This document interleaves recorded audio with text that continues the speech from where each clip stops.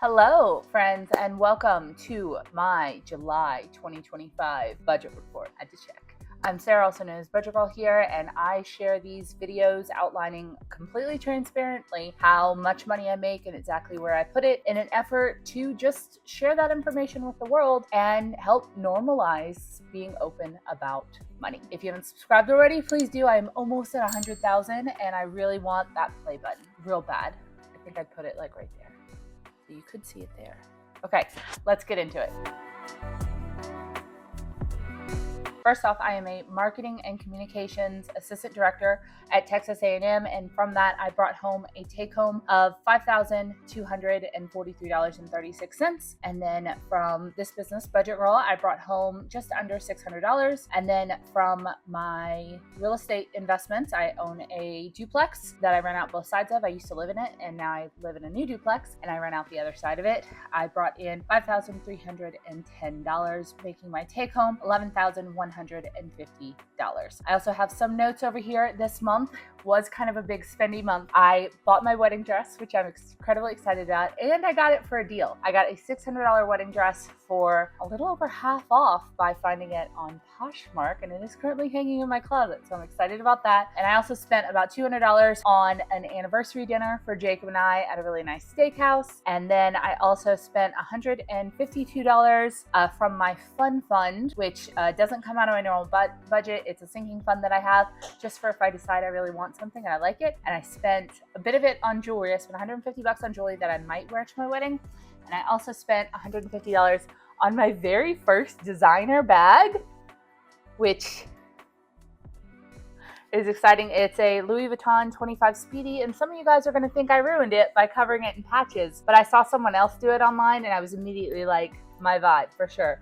So all of these are patches that I either had, and I spent most of last month in the evenings like sewing all of these on here, and honestly, I really love it. I think it's great. You'll have to let me know if you think I ruined it down below. I like it though. So that also came out of my fun fund, so that didn't affect my normal budget. Let's get into my normal budget. So I spent $137 on giving, and that included filling up a Little Free pantry in my community, buying a charter for my newest Little Free library, and buying some stuff off of a teacher's Amazon wish list. I also spent $43 on my phone, $84 on gas, and a parking ticket on campus. That said, I've been parking in that spot all summer and they've only caught me twice. It's so much closer. I shouldn't say this into the universe, but it has been worth it. It's been worth it. It's so hot on campus and I have to park so far away from where I drive. I do have a little scooter, but I don't always want to deal with that. I spent $316 on electricity. That's for this unit and the one next door that I rent out. And then I spent $640 on groceries. Actually, some of this, so groceries are just this top part. We ate out so much in July, and it was a lot of like death by a thousand cuts, like grabbing some drinks at Sonic a couple of times a week. So my restaurant actually spilled over into my grocery. So altogether, I spent over $1,000 on food. I'm not proud of it. It happened. This month we're going to try to do a lot better. Almost 200 of that was the anniversary dinner. So still, that's insane. And I can afford it, but I don't want to spend that much money on food. So specifically this month, we're going to do better. I spent $414 in personal money. That included some stuff like the sticker lens for my Little Free library, some new dog stickers.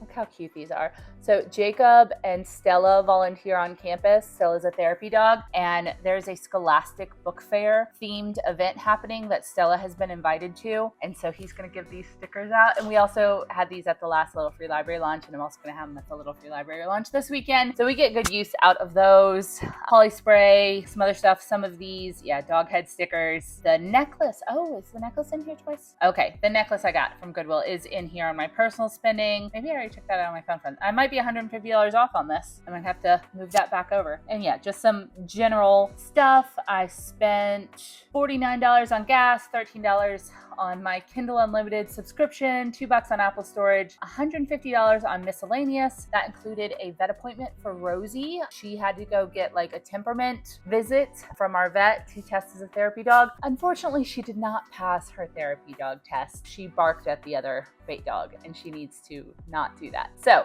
we'll test her again in about 6 months and work with her on not having any reaction to other dogs. She loves our dogs, and once she gets used to other dogs, it's kind of a self-confidence issue. Stella passed at a year old. Rosie's just not quite as mature, but that's okay. I think one day she'll be a great therapy dog. Maggie, on the other hand, will never be a therapy dog. Maggie loves to bark at anyone that's not me, her, or her dad. Also had to get some heartworm and some flea meds for the dogs. So that was mostly that. I did spend a little bit of money on clothing. Most of that was my wedding dress, $274. I also bought some elements for a Renaissance fair fit off of Poshmark, and that was $73. And then I didn't take any of this out of the fun fund. I need to add in $500 to my income here, and that's gonna change things. Let's do it live. All right, so if you bring in money from a sinking fund in this budget, you kind of count it as income. And so because I took this money out of my fun fund, which is a sinking fund, but I also logged it as monthly spending in here. So I need to not do that. So I'm adding in fun fund income here, which brings my income up $500, which means that down at the, $300, my bad. $300, $150 for the necklace, $150 for the purse, which is only $100 on Depop. And then I was also counting what I spent on these patches and stuff like that. So since that's already in my budget, I don't want to count it against myself twice or else then I'll be off. So as you can see, I spent $127 on the Spendy bag and then a little bit of money on the patches. And I also had some shoe soles replaced at the cobbler. That was expensive at $100, but it's gonna make those shoes last a long time. And actually I did a return on these. All right, I bought some boots on Poshmark, but they were advertised as the wrong size. I don't wear an 8.5, so I returned those. I'll get refunded for that. Oh, here it is. Here's the fun $150.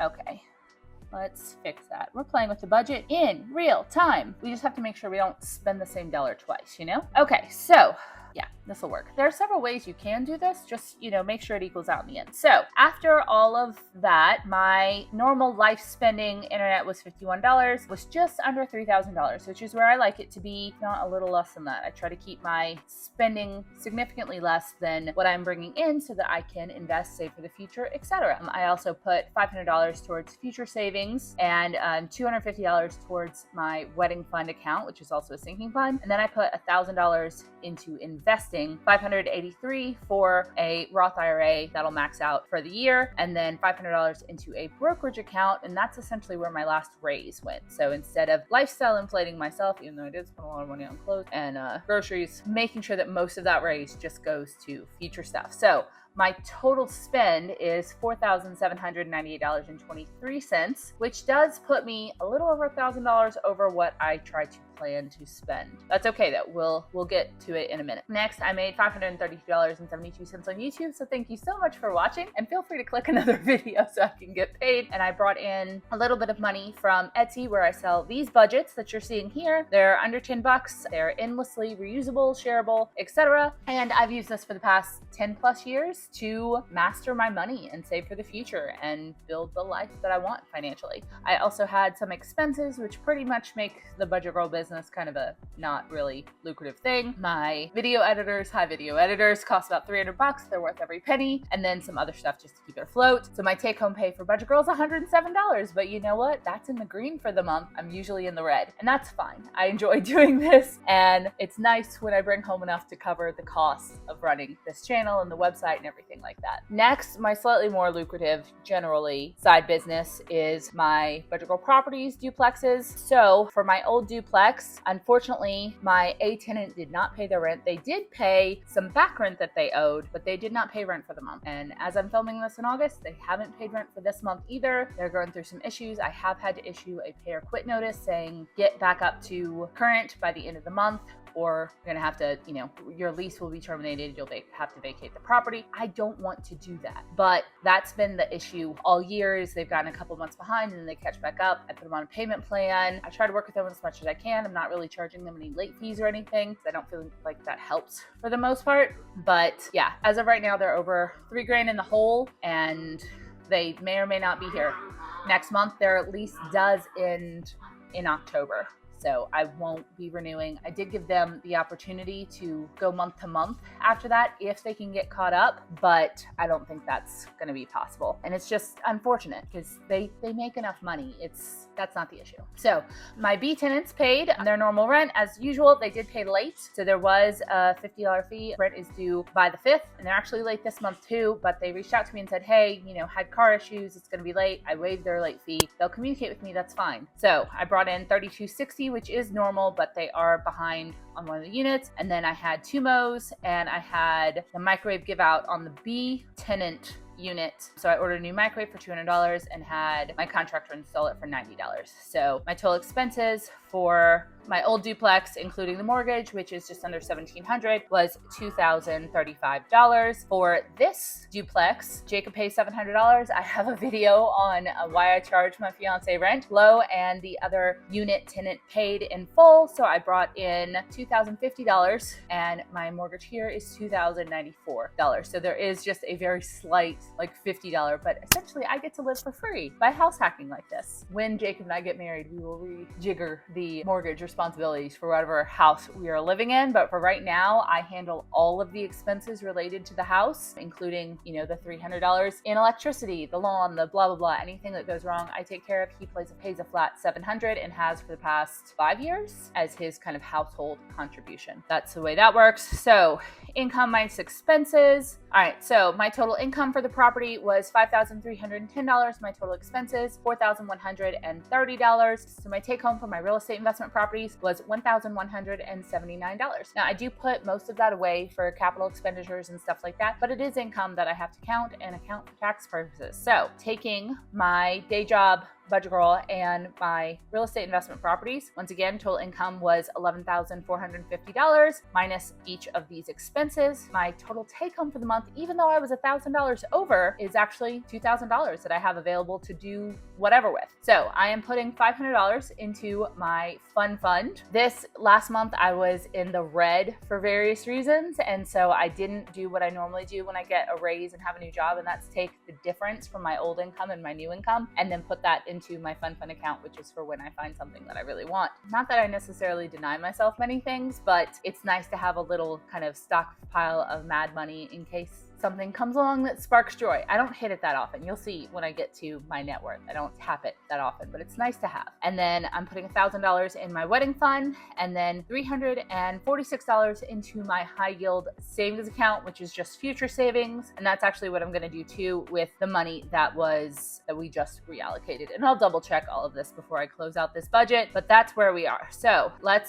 it's nice to have a month. The last 2 months I was in the red. At the end of the month I had to pull from savings. This month I had extra money to redistribute out to savings and other future facing stuff. So that's good. Let's move on to my net worth. So as of August 1st, here is what my net worth looks like. I had $12,000 in my checking account. And this is one of those situations where when I reconcile or when I log my net worth statement, it's very dependent on what day of the month it is. So as of August 1st, I had $12,000 in my checking account because my mortgages hadn't come out yet. Whereas the last month, it was the 7th when I did it, so those had already been paid. So these flex around a little bit, but you can see the overall picture counting month to month, not really mattering what the day is. I had $2,000 in my duplex checking account, $1,500 in my local checking account, which is a new account that I had to create just so that my tenants that kept getting behind on rent could give me cash and I had somewhere to deposit it. I hate it, but that's okay. So I also have $42,785 in my emergency fund, which also holds my future real estate investment property kind of savings. And then it's in a high yield savings account, so that's the best place to put it. It gains 4% interest, which is fantastic. I had $8,000 in my duplex emergency fund, and that's a total of $51,510 in savings. Next, my fund is at $485, and you can see here kind of the amounts on that. Car insurance sinking fund is at $664, and my wedding fund is at $4,292. $5,000, $5.5 grand in my sinking funds, and just under $57,000 in my total savings, just over $73,000 in my total cash and savings. Next up, let's talk about my investments. At my teacher's retirement system retirement account, which is what I get through work, I have $36,587 in it. And in my Roth IRA, I have $85,460 in it, which is very exciting. That's way higher than last month. I'm gonna double check that. The stock, I don't pay that much attention to the stock market, I'll be honest, but that seems like a big jump. 20 grand? It was now reviewing this video footage on my lunch break at Texas A&M that I realized I made a mistake. My Roth IRA did not, in fact, gain $20,000+ in value in 1 month, and I would have figured this out next month when I went to reconcile it. But what happened was I was looking at the total count value in Vanguard versus my Roth IRA value. So adjusting that down from 81,000 down to what it should be, which is 59,000. So here's my total account value versus my Roth IRA value. So we have to switch that, which makes this roll down a little bit differently. So disregard what I'm saying for the next couple of minutes. Okay, and then in my IRA, I have just under $12,000. I need to rotate that over to the Roth eventually. Next, I also have brokerage account, which has $8,750 in it. This is still pretty new. I've only started this account the last couple of months, so that's exciting. My total liquid assets are $216,000, and my total investments are $142,000. Next up, my property assets. So this is what I think I could probably sell the places for after all the costs and everything. My first duplex is worth about $350,000, and my current duplex is worth about $272,000, and then my car, I could probably sell it for about $5 grand. So our total all assets is right at about $843,000, which seems a little insane to me. Next, of course, my debts, it's just the two mortgages. The first one I owe $203,000 on it, and this property I owe $232,000. So I've got $436,000 in debts, and that makes my net worth, which is your assets minus your liabilities, your money saved versus your debt, is $406,731. So that's a milestone right there. I just hit a new bracket of net worth. So I haven't actually hit $400,000 net worth. I'm at $389,445. So perhaps that's something we can aim for the end of the year. That would be kind of cool. Also, if you're interested, this is what I'm eating for lunch: a sandwich, apple, blueberries, and flaming hot Cheetos. Thanks for watching.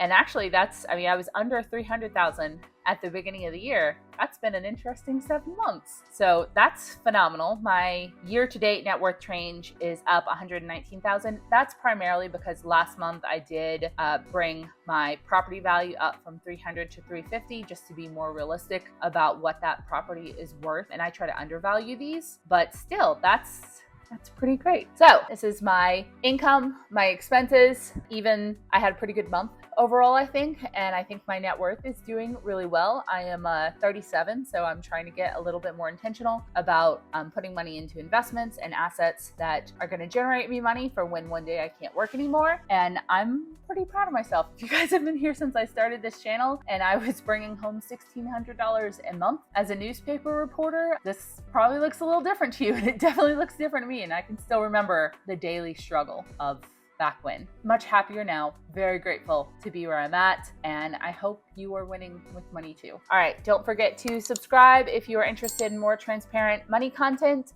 and if you would like this budget, I'll have the link for that below. I just think you should budget. It doesn't have to be my budget. It can be an app, it can be pen and paper, but you master what you manage and you transform what you track. So I will see you guys in the next one. I hope you're doing well.